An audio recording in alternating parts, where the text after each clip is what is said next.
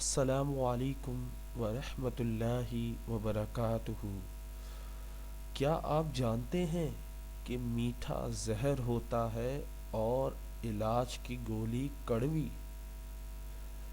میٹھا زہر ہوتا ہے اور علاج کی گولی کڑوی۔ اب بولیں گے سر ہم نے زہر تو کھایا نہیں ہے تو ہمیں کیسے پتہ چلا میٹھا ہے یا کڑوا ہے؟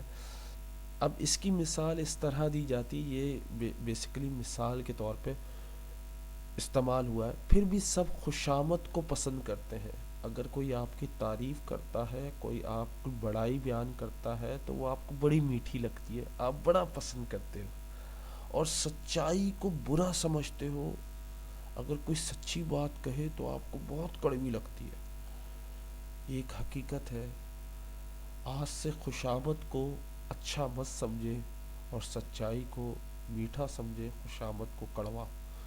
یہ ایک ایسی چیز ہے جو اگر آپ اپنی زندگی میں تبدیل کر دیں تو کبھی دھوکہ نہیں کھائیں گے۔